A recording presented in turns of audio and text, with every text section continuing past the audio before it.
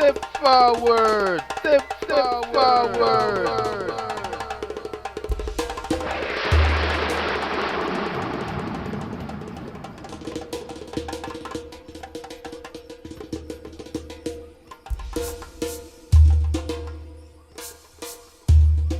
Hi, Michael Israel here, Pato Media. I'm here with Aicha, and we're at Saki Lynch book launch. So I've just called Aicha here. I'm going to have a quick conversation with her. So, Aicha, Hello. tell us about yourself. What's your name and where you from? My name is Aicha. I grew up in London, Okay. and I'm originally from Guinea-Bissau, which is on the west coast of Africa. That's where my family's from. I speak Creole from Guinea-Bissau, which is a mix of Portuguese, and I speak Portuguese and English as well. Okay, so how long have you been in the UK then? Since I was 2. Okay. So yeah, I moved to London when I was 2, and then moved up north about 6 years ago. I believe you're in Huddersfield now. You live in Huddersfield? Yeah, so I'm based in Huddersfield now. Okay. Yeah. I'm from Bradford myself, so Oh, cool. we're just next door. Yeah, very So- close. Yeah. Okay. So, how do you describe what you do? So as a poet, I think what I do is, well, firstly, I write for myself. Firstly, I use it to process things that have happened or to understand experiences. I find writing easier than talking, so it's an easier way to process for me, a more natural way, and it's something I always gravitated to since I was young. And then I perform because I have found that when I have performed, people say that really connected to me. So it feels like if you can write something, or if you've got a creative talent, or you can create something in the world and people can connect to it, whether it's 1 or 2 people, I think it's almost a duty to share it, you know. So for a long time I'd write and keep it, but actually I think the creative process is about giving as well, you know, and allowing others to hear it, and to connect through that. And I really believe in, you know, oral storytelling, and you know, being able to do that, and I think in a lot of cultures, and in a lot of African cultures, oral storytelling is so important. So sharing what I write and speaking it has become more important over the years. So, when did you start writing poetry? I started when I was probably about 8, so quite young. And when I was about 12 years old, I was part of a writing group where we wrote poems, and then it was published. So that gave me a lot of confidence as a young writer, to think, oh, someone thinks that my work's good enough to be published. So since then, I just kept writing. It's always been something that I've come back to. Even if I leave it for a while, I'll come back and start again. So, can you remember the first thing you wrote? Or one of the first major things you wrote? Yeah. For example, what got you noticed? Yeah, I think. I mean, the first work that that was published in that anthology, it was a poem about my grandma, who I'm really close to. And my grandma doesn't write poetry. She's passed now. She didn't write poetry, but she was a great storyteller. So she's always been a real inspiration for me in terms of storytelling. She's always got like a proverb ready. No matter what's going on, she's got a proverb there to guide you. I know what you mean. Yeah, my mom's the same. You know what I mean? Yeah. What sweet nanny goat I go run them belly. Yeah, Always something. Like the hand, she said once, like the hand that itches never stays still. She's talking about my uncle, who was like quite all over the place. Yeah. She just always had a proverb, and you're just like, oh, okay, I get that. So she was a really big inspiration for me. So my first poem that I've looked back on, because I kept all my notebooks, was about my grandma, and just visiting her and talking to her. That's a poem that I remember writing. Okay. Yeah. Who would you say are your main inspirations, for example? I think so. I write a lot from emotion, And I think emotion is obviously like it goes beyond just one form, right, of creativity. So there's particular artists, particularly musical artists.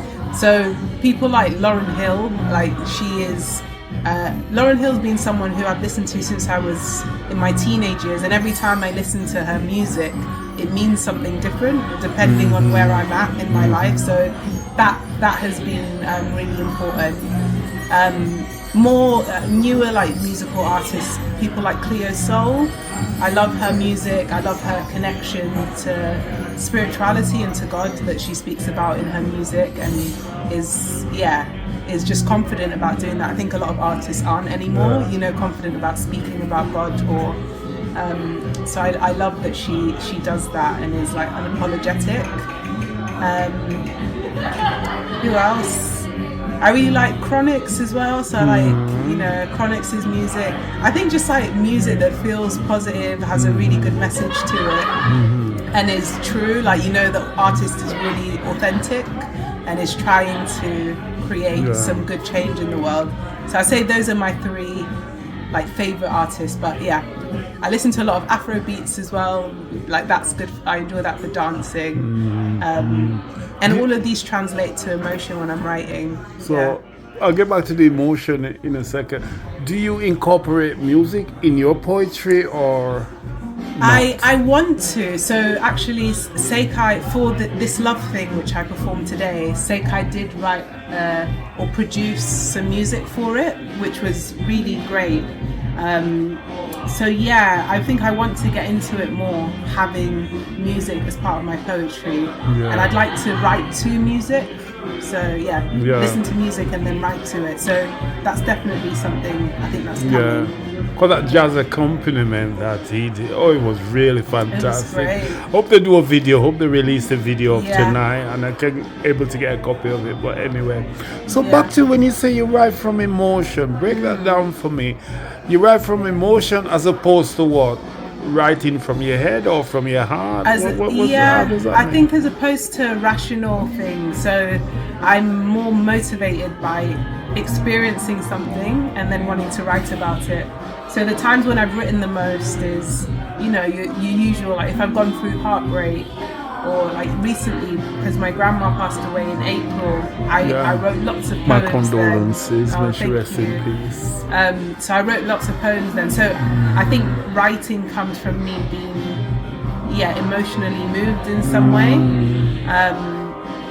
But sometimes, like if I go to an art gallery and I see pieces that elicit emotion as well, I'll want to write. So that's where my motivation comes from, rather than a more like logical, rational thing. Yeah. I'm going to ask you a real difficult question now. Okay. Yeah. If you could give an up-and-coming writer or anybody who's interested in writing 3 tips, what would those be? That's Well, I think the first... I'm going to say 10, but I'm thinking of 3. Oh my God, 10. I don't even think I've got 10. I'm thinking of 3. Okay, so the first one is maybe... the first one will be firstly, write for yourself. And just write. Let the words come out. Let it flow onto the page. And there's always the chance to do an editing process afterwards, for your audience. But just have the process of writing for yourself, of just being indiscriminate, not thinking about it too much, and then, do the next step after, do the editing after. Because I think sometimes we can be overcritical when we're being creative, and that can kind of stop the flow that's going. The second, and this is something that I've learned for myself, is finish the piece before you share it. Because I think... Or move on. Or move on. Yeah. Well, I've just found that like sometimes I'll write things and I'm so excited about it and I share it and then I lose all the like motivation for it. I think it can be different for different people, but if you're someone like me, keep going back to that piece. Keep rewriting. Is a piece ever finished for you? I mean, no. I mean, even the pieces I did now, I rewrite it or change it. lots of times. But yeah, you've got to have a cut-off, don't you? Yeah. Got to have a cut-off. Yeah, I mean, I guess when it's published in a book, then it's done, and you're just like, Yeah. well, I guess that's Yeah. out. Which, yeah. So, first of all, write. Yeah. From your head, just write. Just flow write. with the Just flow. let it pour out. Yeah. Yeah. Secondly, try and finish a piece. Yeah. Yeah. Okay. And then what would be the third one? The third one is share your work. Like I think I said it earlier, but creativity is a circular process, and if you just write and it's stuck, I think the inspiration maybe gets stuck as well. So share your work, and go to open mic nights and get you'll get feedback, and that should motivate you as well. So put yourself out there. What is so good about actually sharing, that process of sharing? What is it about that? I think it's just it's human connection. Yeah. I mean, writers are often quite like inward people. Insular inward people. And then when you go out and share, and then you get people, popping up and saying, I feel that too, I understand that, you realize that it's not just you in the world, you're, even if you are quite insular, there's other people like you, and that's quite a beautiful thing, to feel connected to others. So I think that's it. Being able to use your work to connect to others is such a beautiful thing. Like, if you feel connected to other people, you don't feel alone. That's a beautiful thing, and they don't feel alone too. So I think that's the importance of sharing your work. I appreciate that. Yeah. So what have you published? What have you got out there at the moment, or not prior?